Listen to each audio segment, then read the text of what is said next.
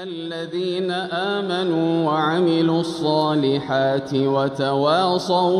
وتواصوا بالحق وتواصوا بالصبر. أعوذ بالله من الشيطان الرجيم. بسم الله الرحمن الرحيم. Assalamualaikum warahmatullahi wabarakatuh. Alhamdulillahi rabbil alamin. Wassalatu wassalamu ala asyrafil anbiya'i wal mursalin wa ala alihi wa ashabihi rasulillahi ajma'in. Saudara seakidah rahimakumullah.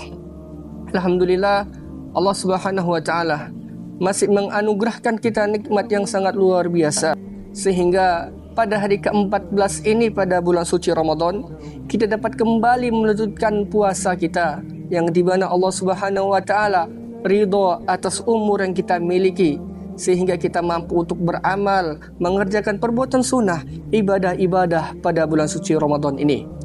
Dan salawat kepada Nabi Muhammad SAW tetap tercurahkan kepada Nabi Muhammad SAW. Allahumma salli wa sallim mubarik alaihi. Semoga kelak kita umat Rasulullah yang bersalawat kepadanya mendapatkan syafaat di yaumil akhir. Amin ya rabbal alamin. Saudara seakidah rahimakumullah, dalam suatu hadis dikatakan bahwasannya tatkala para sahabat sedang duduk bersama Rasulullah sallallahu alaihi wasallam, tiba-tiba datang seorang pria dengan mengatakan, "Ya Rasulullah, halaktu." Wahai Rasulullah, sungguhnya aku telah celaka.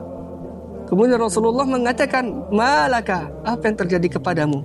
Kemudian kata pemuda ini, "Waqa'atu ala imraati wa ana sha'imun." Aku telah melakukan jima, aku telah mempergauli istriku sedangkan aku dalam keadaan puasa. Para ulama sepakat bahwasanya dalam hadis ini terjadi pada saat bulan Ramadan. Kemudian apa kata Rasulullah? Hal tajidu raqabatan tu'tiquha. Apakah kamu memiliki seorang budak? Maka jikalau engkau memiliki, merdekakanlah budak tersebut. Kemudian pemuda tersebut tidak memilikinya. Dan Rasulullah mengatakan lagi, apakah engkau sanggup hal tastati'u an tasuma syahraini mutatabi'aini? Apakah engkau sanggup untuk berpuasa selama 2 bulan berturut-turut? Pemuda ini tidak sanggup. Tidak sanggup ya Rasulullah. La. Kemudian kata Rasulullah lagi, apakah engkau bisa memberikan makan kepada 60 orang miskin? Kemudian pemuda tersebut tidak sanggup ya Rasulullah.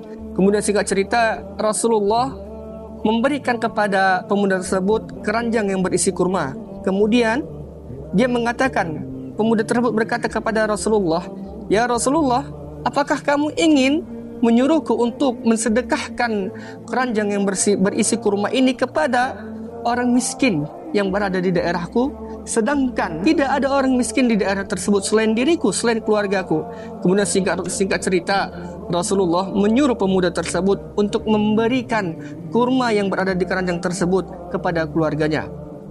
Hadis ini bentuk sebagai dalil bahwasanya orang yang melakukan jima ketika siang hari Ramadan, maka wajib baginya untuk menebus kafarah.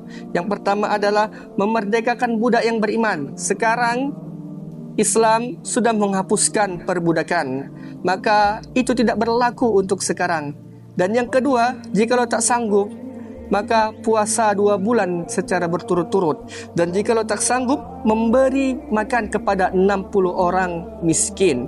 Jadi kedua inilah, puasa 2 bulan berturut-turut dan memberi makan kepada orang miskin, hal yang harus dilakukan kepada seorang yang melakukan hubungan jima kepada istrinya pada bulan suci Ramadan. Saudara seakidah rahimakumullah, kafarah ini hanya berlaku bagi seorang yang melaksanakan puasa di bulan Ramadan kemudian dia melakukan jima kepada istrinya. Tidak berlaku pada puasa-puasa sunnah lainnya seperti puasa Senin dan Kamis.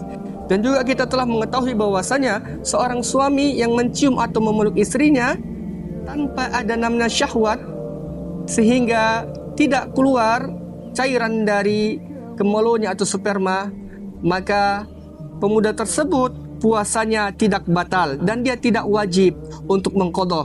Namun sebaliknya, jikalau pemuda tersebut memeluk dan mencium istrinya diiringi dengan syahwat sehingga dia mengalami ataupun keluar daripada kemaluannya yaitu sperma atau mani, maka dia wajib untuk mengqadha mengganti puasanya setelah Ramadan, namun ia tidak wajib untuk mengkafarah.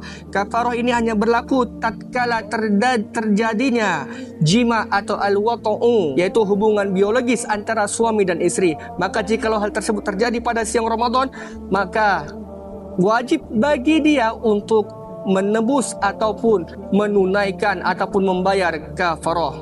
Saudara seakidah rahimakumullah, ilmu tentang kafarah ini sangat penting bagi kita, terkhususnya bagi seorang suami dan istri. Kenapa?